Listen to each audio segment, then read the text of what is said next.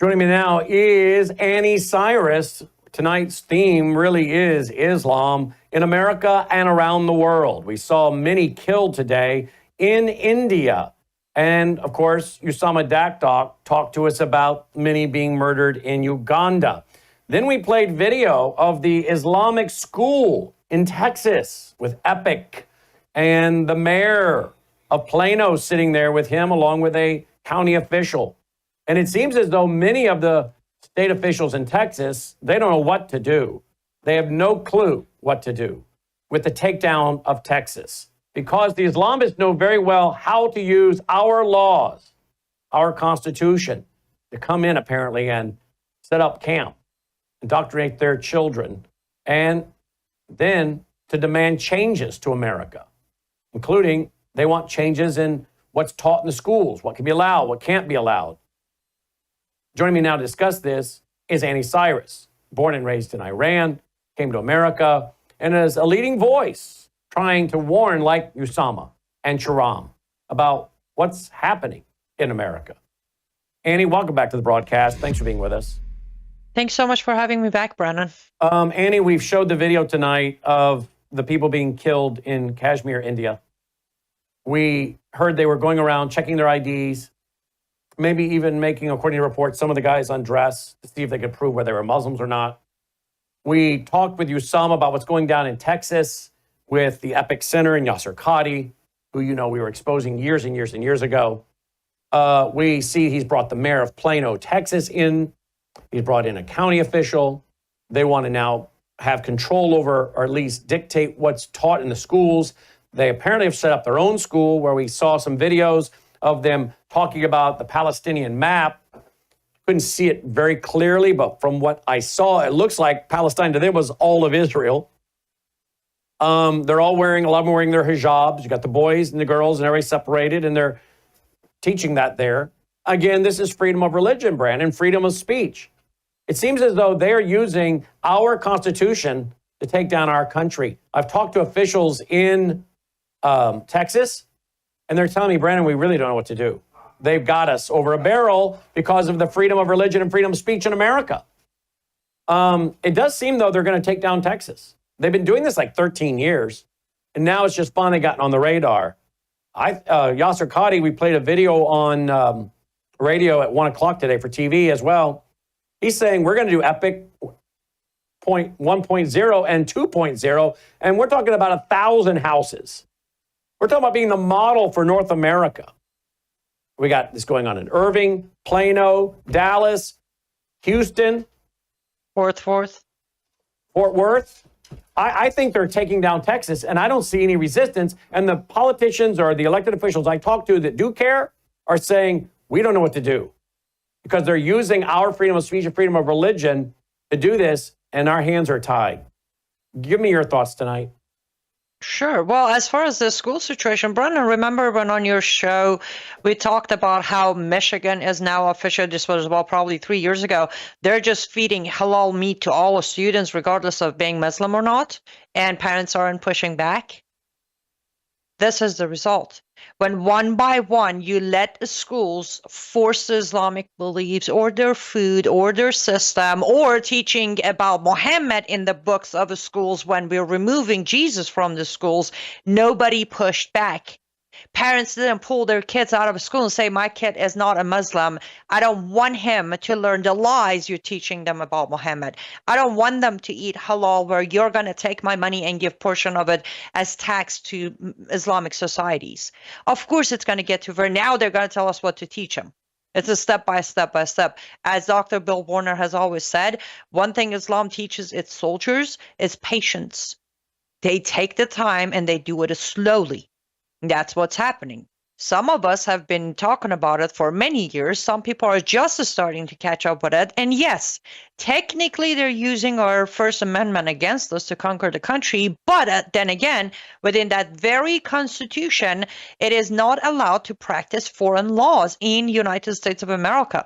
All these officials, all they need to do is to start digging, investigating, and show proof that part of this whole thing is called Sharia, translated to English, Islamic laws.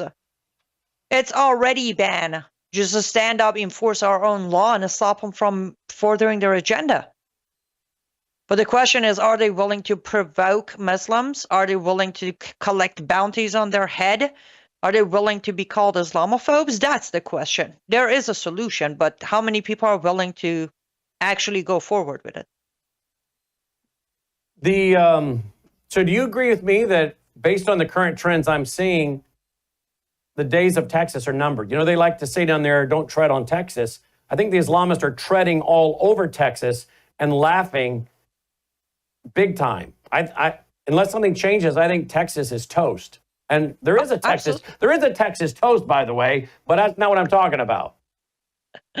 No, I agree 100%. I think it was last time or time before I was on your show. I spent about 9 months in Dallas, Texas.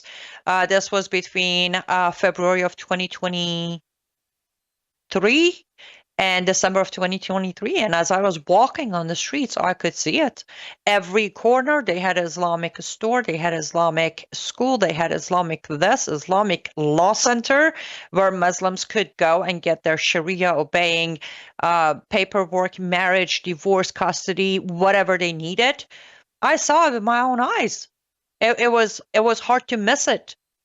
And again, many years, I think the first time was 7 or 8 years ago when they dumped a huge number of Middle Eastern, especially Iranians, Syrians, and Afghan. I don't know, 5,000 of them ended up in Dallas-Fort Worth area in Texas. And then from there, it just became the place. It literally became the place where they would go to other states, which it was easier to go to. For example, go to California, go to Arizona, and then they would get their paperwork and move to Texas. Nobody ever asked, why are these Muslims constantly moving to Texas? Well, now we know why. Do not call for peace when you're majority in numbers. It's that in the Quran. Let's go. So after Texas, Sharon thinks they're going to take down Florida and Tennessee. Someone reported the other day there are more mosques in Florida than there are in Texas. Is that true? I don't think I can confirm that. I have not looked detail in Florida, but I highly doubt there is more mosque in Florida than Texas. But I will look into it for sure. But I would say it's funny you say that. Yesterday I had a conversation and I was asked, where do you think we're going to see this next? And I said Tennessee. My guess is Tennessee is exactly the next. They have the numbers in Tennessee. Why? Yeah, well, and Yasser Qadhi was here, and then moved down to Plano. Mm-hmm. Well, they have the numbers in Tennessee as it is already. And also because of the great economy situation in Tennessee, it becomes a lot easier for newer Muslims to move to Tennessee. They can afford to live here. Exactly. It's the housing is cheaper. No state income tax. Exactly. Right? The weather is kind of prone to them versus Minnesota, Mm-hmm. And they got the Southern Baptist Convention headquarters helping them. And if I got did you hear what I just said? You heard what I just said? I did, and that's what I want to follow up with, because I believe I read this one on Knoxville, Tennessee. There is a Christian refugee resettlement office that is now officially going to focus on only Afghan and Syrian refugee resettlement in Knoxville, Tennessee. Well, you remember when, was it Russell Moore with the Southern Baptist Convention, or some of those guys with the Southern Baptist Convention were telling us how we had to let the Muslims build their gigantic mosque outside of Nashville? And that if we stopped them from building their mosques, then it was going to stop Christians from being able to build churches. Remember that? Murfreesboro. Yeah. Murfreesboro, Tennessee. Yes, and it's the fourth. Tennessee was the fourth state to join the Tri-Faith Dialogue, Interfaith Dialogue in America. I want to say Nashville, Tennessee is where it started, but they were the fourth state in America to officially start involvement, funding, and encouraging interfaith dialogue. Last time I was to Nashville, Tennessee was probably 2018 or 2019. And I remember we had a freedom of speech rally there.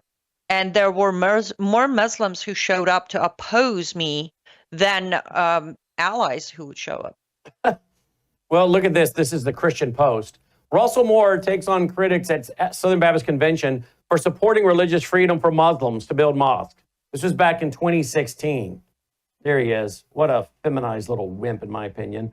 Russell Moore is just disgusting. Just disgusting the more you know about him. But just looking at him is creepy, in my opinion. The Ethics and Religious Liberty Commission received criticism from some members of the Southern Baptist Convention at the denomination's annual meeting on Wednesday for filing an amicus brief on behalf of Muslim groups seeking to build a mosque. In May, the ERLC, that's the Ethics and Religious Liberty Commission, joined a diverse coalition of groups in an amicus brief to support the Islamic Society of Basking Ridge in its lawsuit against a New Jersey township that rejected its application to build a mosque. And of course, some of these same characters went on to push for that gigantic mosque in Murfreesboro, Tennessee, just outside of Nashville.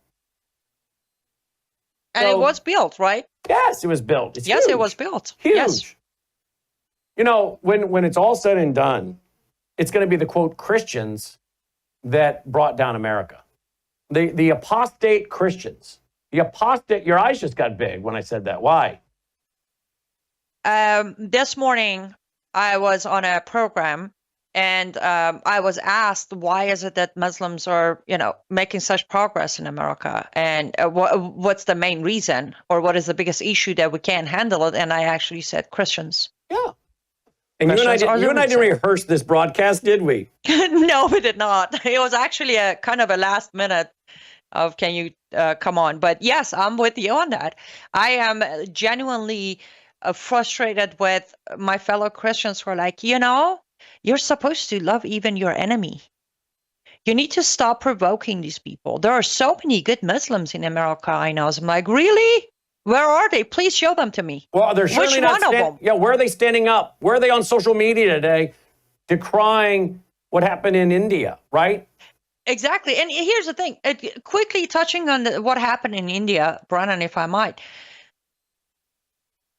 They created the country we know today as Pakistan to separate the Indian Muslims into our own land. That's how Pakistan was created. There is no such a race as Pakistanis. They're all Indians. When the Muslims in India and the Hindus started fighting each other, UK government came in and said, oh, hold on. We're just going to give you your own country, go do your own thing. Indians stay over, Hindus stay over here. Guess what? That didn't solve the problem. Right there makes the point that there is no such a thing. Give them their land, give them their country. This is about global caliphate. It doesn't matter how much you give them. This is, again, tying it all back together. There is no two-state solution for Israel and Palestine either, because it has nothing to do with their land, their home, their street, their mosque. This is about global caliphate. Give them every inch, and they will ask for the next one, and the next one, and the next one, just like what happened today in India. And again, Muslims are not majority in India, Brannon. They're not. And this is happening. And they're doing this in America because they let them for the last 13 years, I guess, develop Epic for 13 years, and now it's gotten on the radar, even though we've been talking about it and Yasser Qadhi for years. And then when he moved there, we started talking about what he was doing down there. But now it's gotten on the radar of a lot of conservatives, a day late and a dollar short, like always, because they're watching junk networks like Fox. Okay, that's my opinion. It's a junk network, okay? There's some good people there. I know a couple people that work there, but it's a junk network, okay? You watch their morning show, and it's mostly stupid people sharing their ignorance. I mean, if you get up in the morning and get a cup of coffee and watch their morning show, I mean, my wife and I have watched it, a few times the last few months. I'm like, this is just stupid people sharing their opinions with each other. There's so many vital issues in the world. They either don't know enough about it to talk about it, or they're not allowed to talk about it, right? They're not going to talk about what we talk about here, which is fine. That's what we do. That's what they want to do. That's fine. But so many Americans watch that channel, Fox News, that's really an inch deep and a mile wide, and they're being played, okay? You're being played. Fox, I think, is part of the uniparty. They're part of the propaganda, and they're never going to do what we do here. And they're not going to describe to you what Annie just said. The UK comes in and says, Hindus over here, Islamists, you're over here, we'll give you Pakistan. And you guys stay in India and everybody has their land. No, it's not good enough. And what an amazing analysis. I mean, you just don't hear this talked about. No, and here's the thing. If you check on the major shareholders of Fox, you'll track two very big Saudi Arabian sheikh names there.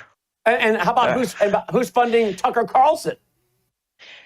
That one is a good question because lately I'm a little confused between Islamists and Russians. It feels like they're both funding Tucker. Wow. Maybe they split the bill. Maybe they split the bill. You know, they probably do. Back to Texas. They come in there and they build. It's not enough that they build and get allowed to build and sell apparently to Muslims only is what I'm reading. You know, Rare Foundation said they're selling to Muslims only. Where's the discrimination in housing, right? But now they say, apparently they're saying we want to control the schools. And we played a video tonight of the mayor of Plano and a county commissioner in the county there. Oh, yeah, we're going to bring in the school board members to dialogue with you. You know, they don't want certain things taught. And I may agree with some of the things they're against related to LGBTQ, which is really kind of ironic, though, because in the Islamic world, don't a lot of these Muslims die and go off to 72 perpetual virgins and some little boys at the same time? So I kind of get confused why they're so anti-LGBTQ when it seems to be kind of rampant in the Muslim world. Little boys as sex slaves. Am I right or wrong on that one? You're 100% right. And that's where the root of a lot of you hear in Afghanistan, there's a term called bachabazi when the adult men have young boys as their sex slave. And yes, it comes from Quran when it says if you commit jihad with your money or your life and go to heaven, you get 72 virgins and young boys pass amongst you like pearls. Apparently, though, their justification is until a boy is 14, he is not an adult. He doesn't have the gender formed yet. So it's okay. No, don't try to make sense out of that. You know, I read an article, I think it was at frontpagemag.com, probably 15 years ago. Maybe you can help me find it at some point again. But it was an article, and the article was quoting military doctors early on in the Afghan war. And the article said that those medical doctors had to explain to the Afghan men how to have pregnant your wife. Finish a sentence, because you apparently know the same story.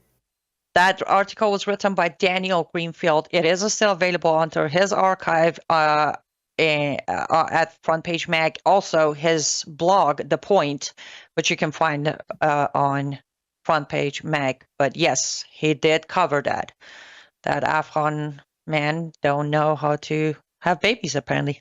They don't know how to get women pregnant. And the American medical doctor had explained to the Afghan men how to impregnate a woman. They were so busy fooling around with little boys, according to the article, if I remember correctly. Is that right? Yeah, you're remembering it very correctly. Yes, that was the case. Wow. All right. So tell me about, we got a little dog thing going on here, by the way. Tell me about Iran and Israel. Are we going to see Iran do it, Israel go on their own or not? America going to join in? Where do you see this thing going? So I'm going to repeat what I said last time I was on your show. This is becoming very confusing.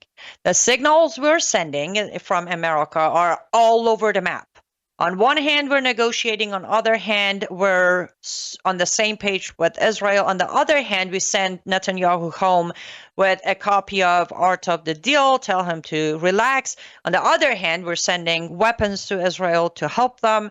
But then we are also ignoring Prince Pahlavi because we want to try to keep the regime in place. Genuinely, this is what we have on the table. Do I think Netanyahu is going to go solo against Iran? No.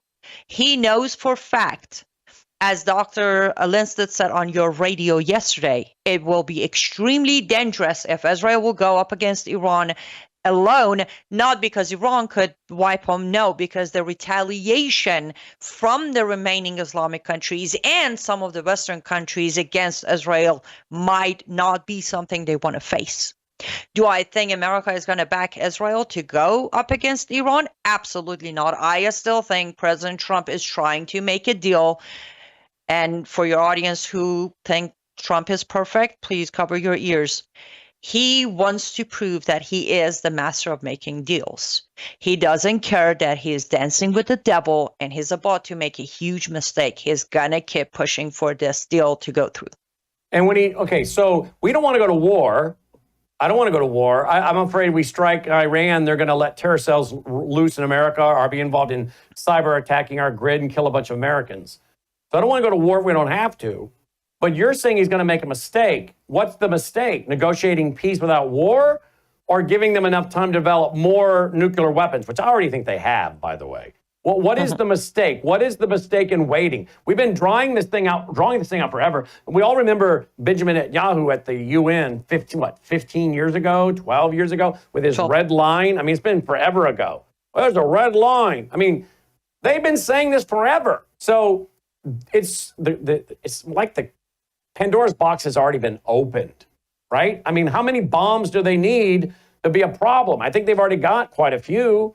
I mean, at this point, do we deal with it or not? Because at some point, you've waited too long. Have we not waited so long where we have no point but to negotiate? Because how do we know that some of those nuclear weapons haven't been brought into the country? Well, I will follow Prince Pahlavi's lead on his recent interview where he said they're looking at this all wrong anyways. All the damages for last 47 years done by the regime of Iran through terrorism or funding terrorism in Middle East or outside in Western countries had nothing to do with their nuclear capability. It's time to stop them from doing any more damages, including the nuke. But as of right now, for 47 years, they have bloods of tens of thousands of innocent people on their hands without the nuclear. So stop acknowledging them, stop empowering them, back off, put the sanctions back, let the people of Iran topple the regime, and let our prince take power. That is the mistake he's making. For once in last 47 years, there is a window of opportunity for all of this to happen without an actual war, and he's trying to poke it. Why? Just let it be. We talked about it, Brannon. Just do a photo op with the prince and let the rest play itself out. Yeah, bring him into the Oval Office and have the meeting in front of the fireplace and let the rest play out. All right. So what do you see in closing? What do you see happening this year? Or what do you don't see happening? Or what do you not see happening? I do not see, unfortunately, I do not see any pushback against the growth of Islamic centers, buildings, mosques in America. Nobody's going to push back. There will be a lot of talks like, what's his name? Abbott. Greg Abbott in Texas? He was all about it, right? A lot of tweets, but no action. Lots of tweets, but no action. Well, he's always done that. But there will be a lot of talk, but nobody's going to try to stop him. Number one, because a lot of people in America right now think that's it. We're safe. Trump is in office. Again, as you mentioned on your radio, no. Globalism is still there. Islamism is still there. Socialism is still there. And we maximum got 4 years of Trump. What after that? What are we going to do after that? But people need to stop being in denial. We are nowhere near saving our country, and the danger of Islam is still on top 2 priority that we need to challenge, we need to push back. So I don't see that happening, unfortunately. What I do see happening is them, being the Islamic movement, getting more access into our legislation. They're gonna keep, if you look at the list by CARE, Council on American Islamic Relations, they put out some of the names of who are going to be running for midterm here 2026. I think what we will see is right now we have 261 Muslims, Sharia obeying Muslims in offices across our country from local, state to federal. I strongly believe by 2026, we are going to see that number go close to 300, which will be extremely dangerous. Look, folks, I'm not an optimist or a pessimist. I'm a realist. And that's what we do here, is give you the real news. We're not here to sugarcoat it, because that's what the left, that's what the uniparty wants us to do. Make you feel like everything's fine, go back to sleep. We're not doing that.